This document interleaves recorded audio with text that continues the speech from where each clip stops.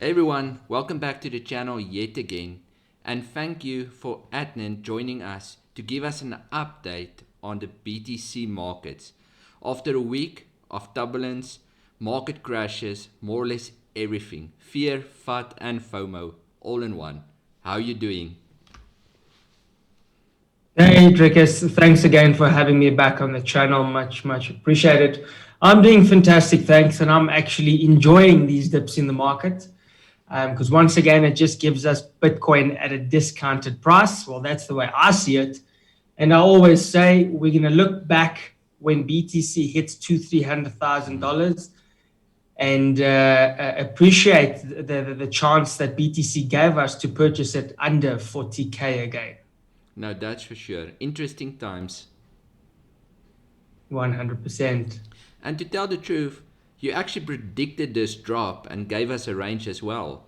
So everyone who followed the previous videos could have made a decent amount of money or increased and accumulated a lot of Bitcoin.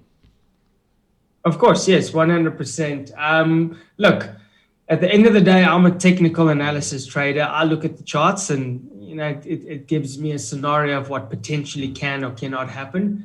And it certainly worked in our favor and it's dropped. And I had a whole lot of buy orders just to pick up some Bitcoin at a much cheaper price than it was, a week, 2 weeks ago, above 50 or 60K. Now that's decent. Well, shop while it's on special. But tell us, what are you seeing for the coming week? All right, so there's a couple of scenarios that I think will necessarily, should play out. Obviously, the markets do what they want. At the end of the day, we can just speculate of, take advantage of what we think might happen. But if we just have a look at the macro outlook of BTC, we've had a massive 2-week candle. I don't think we've ever had such a big drop. Pretty much till the candle closed, there was a 42% approximately drop in 2 weeks. I highly doubt that it has happened in Bitcoin's history, to be honest with you. But if we go down to the 2-week, you can see we've hit a level of horizontal support, which was support previously where the price was moving up towards the all-time high. We did dip back down several times, a couple of weeks on the weekly, and then we continue to move up. So you can see we have hit that level and have had a bit of a bounce, but nothing major. However, if we move down to the smaller time frames, there's a couple of things we can do. First and foremost, I love to use Fibonacci. It's a tool that works magic in my personal opinion. So we're going to layer it from the top of the push all the way down to where the price has retraced. And we know Bitcoin loves to come back to the 61.8 on the Fibonacci. So if that's the case, we're going to draw a line on the 61.8, and I'm going to therefore remove the actual Fibonacci. You can see the line that I drew on Fibonacci. If we go further back in time, there was support there, there was support there, there was resistance, support, resistance, support. So there's a lot of confluence with the 61.8 Fibonacci level. So what I personally think what's going to happen potentially in the next couple of days is we've been trending down for a very long time with no significant retracement. And we know markets don't just move in straight lines, they move in zigzags. So I'm anticipating a push back of at least something that looks like this, potentially to get us back to that 61.8. Also, why I believe it's going to do that, you can see I have this horizontal, descending trend line, which we have currently broken through. If I just move that to the side, we've currently broken through on the 4-hour, okay, and we closed above it. Our next immediate resistance would be running to the left over there. Once we break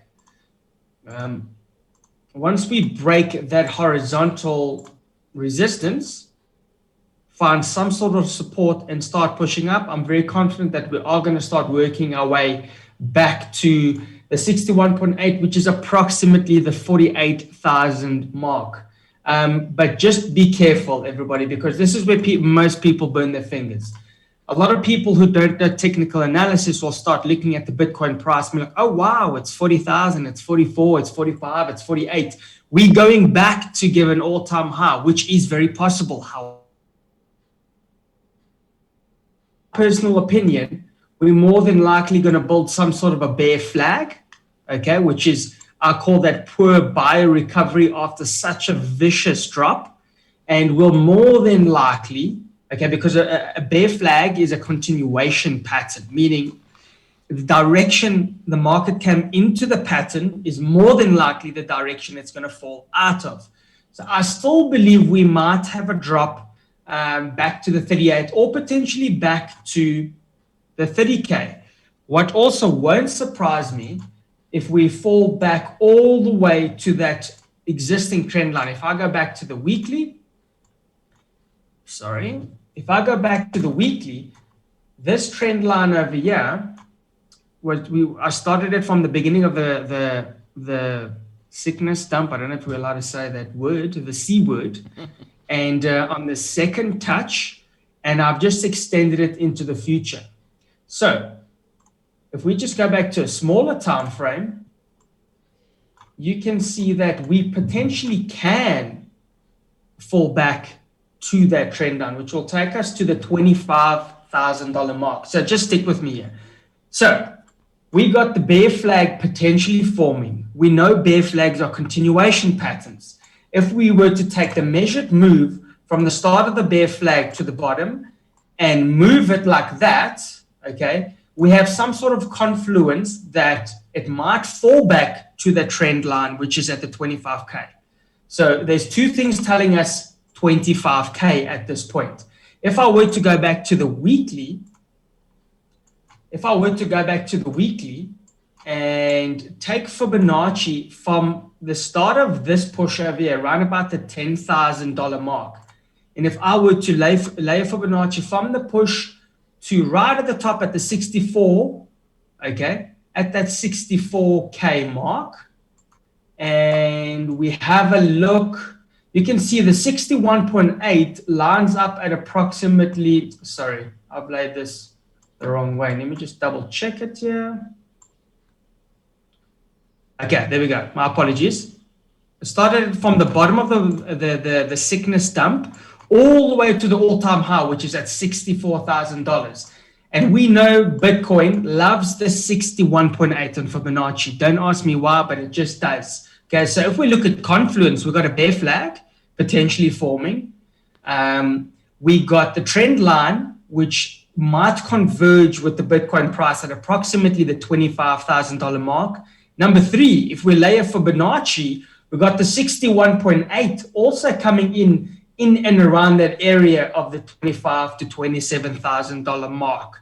So there's three things telling us from a technical point of view that we are potentially still going to come down. We will go up, or we hopefully will go up prior to our drop.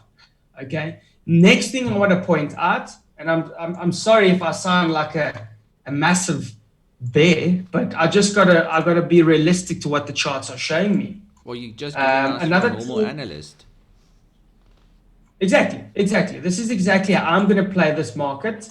Let me just take all of this away. My apologies. Okay, so we've got three things in terms of confluence that's telling us we potentially still can go down to 25K. Then next thing is if we use Elliott waves. Now, Elliott waves works on market psychology and how market cycles work. Market cycles usually work in 5 waves. So if we were to take from the all-time high of 64, wave 1 takes us down to 47. Wave 2 takes us back up to 58. Wave 3, if you guys know Elliott, the technical specifications, which is in the DTA course, the technical specifications of Elliott waves, wave 3 is usually the strongest push out of all 5 waves. So right now, Elliott waves looks plausible. Okay.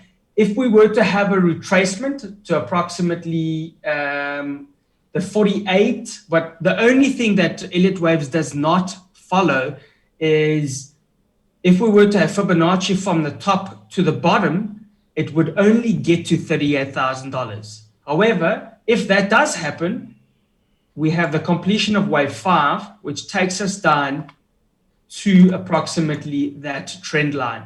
So we've got 4 things that are pointing towards a bearish scenario. Not right now, but ultimately, I still believe we are going to come down to the 25K. I'm looking at something like this, give or take. This is just obviously rough. Something like that, and then potentially some lower highs and a drop to ultimately take us back to that trend line. However, this does not mean I don't believe that we can't work our way back up to the 48 or the 50K, somehow break it, at least have a weekly candle close above the 50K, some sort of a retest, and then a push. By all means, either way, I'm going to be happy. We're all going to be happy. But if the bullish scenario does not play out, just remember there is 4 things telling us that we are potentially going to be coming down to the 25K mark. Also, if we go back to the daily, let's just quickly go to the daily and look at the EMAs. Those are still way up at the 48 to 50K zone. So what normally happens when we break these EMAs, so for instance over here, let's just go back.